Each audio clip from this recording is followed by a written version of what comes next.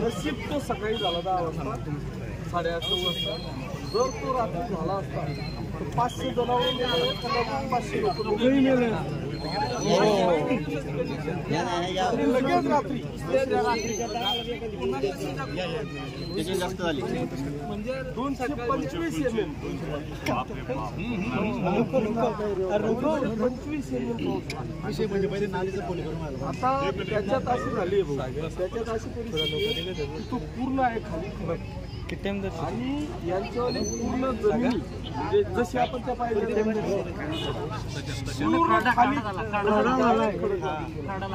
आणि हे 200-400 एकरवर झालेलं नसता नाबूद झालंय ते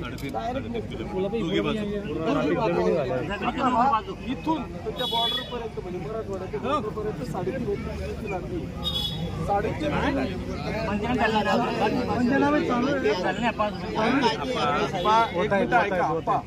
3.5 एक लक्षात घ्या, प्रांत साहेब इथे आहेत. आपलं असं ठरलंय की पहिल्यांदा नदीच्या आजूबाजूचे जे आहेत जमिनी ज्या खरडून गेल्या त्या सगळ्यांचे पंचनामे ऑलरेडी झालेले असतील. जर नसतील काय झालं होतं आपल्या घरी म्हणजे आपल्या गावात 250 घरांचं भाऊ अशी परिस्थिती होती. तुम्ही जरी पाहिलं तरी डोळ्यातून अश्रू गळायची अशी परिस्थिती होती. त्यांचे पहिले पंचनामे तर पहिले त्यांचे आपण पंचनामे केले. पण तुम्ही काळजी करू नका, 1 इंच सुद्धा जागा बिना पंचनाम्याची सुटणार नाही. आज होईल, उद्या होईल, 2 दिवसांनी होईल. पण चिंता करण्याची आवश्यकता नाही. 100% तुमचं नुकसान झालेलं आहे ते रेकॉर्डवर येईल.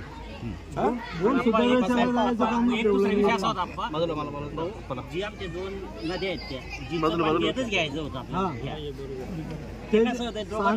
असल्यामुळे दगडी आणि बामणी एकत्र होती त्याच्यामुळे अप्रभाव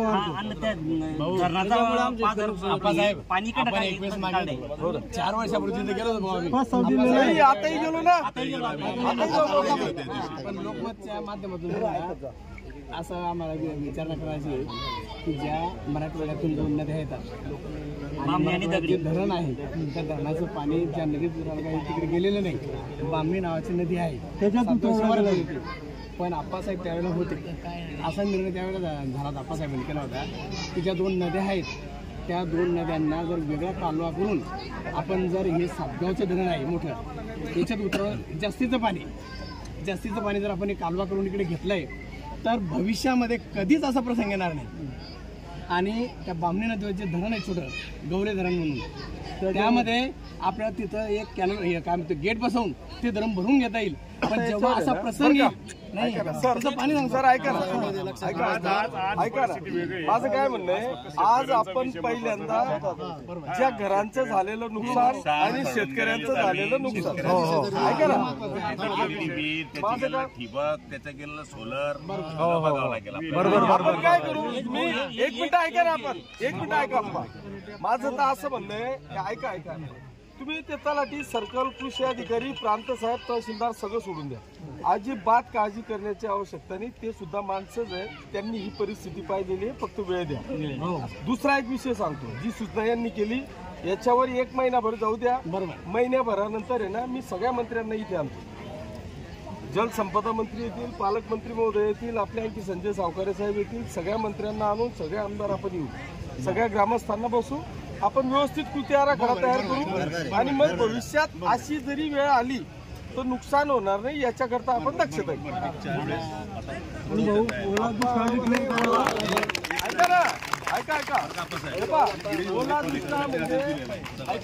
ओला दुष्काळ म्हणजे तुम्हाला एक सांगून देतो. आता ऑलरेडी प्रांत साहेब मंत्री महोदयांनी कलेक्टरशी चर्चा करून टाकलेली. याच्यात जे खरडून गेलेल्या जमिनी आहेत नाल्याच्या नदींच्या बाजूच्या त्यांचाच वेगळा पंचनामा होईल. बाकी पिंपळगाव, शिंदाडा आणि वरखेडी हे 3 सर्कल 100% ओला दुष्काळ जाहीर होईल. आता आपल्याला प्रत्येकाचं घर पाहायला शक्य नाही आहे. मी तुमची परिस्थिती सगळी सांगितली.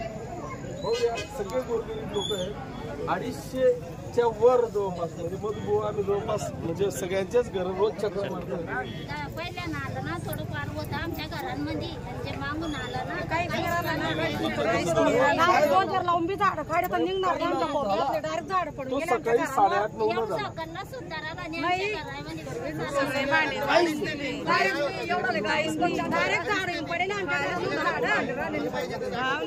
मला झाड येऊन पडेल आमच्या घरावर डोळ्यात नाही झाड काढत आता निघणार नाही आमच्या घरावर एवढा झाड आहे आमच्या घरावर डायरेक्ट आमच्या डोळ्यात लावून काढ पण निघणार नाही. त्यापैकी जुने बांधलेले आता काही नवीन झाले. यांना आता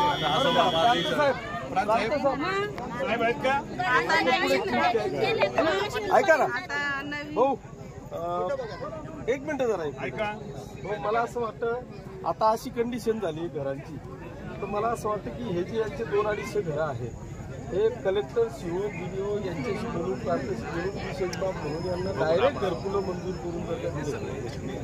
हो, तडवी सगळे शेबरीत बसतील ना, ऑलरेडी काही मंजूर आहे.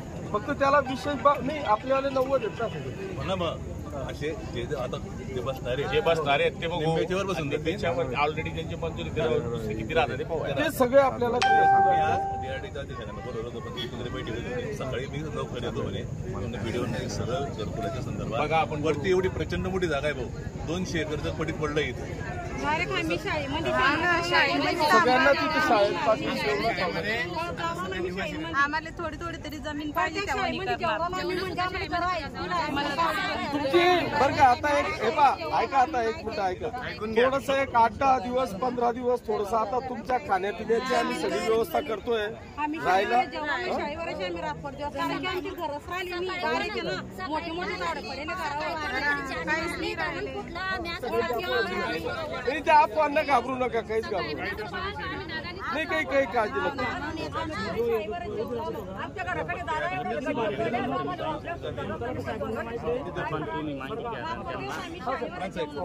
चला मग हा, या ना. चला जा तुम्ही निघा. या मग.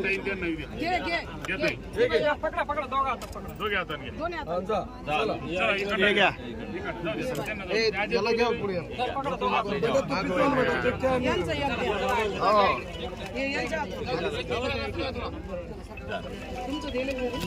यांचं असं सगळ्यांचं देतील, काळजी करू नका.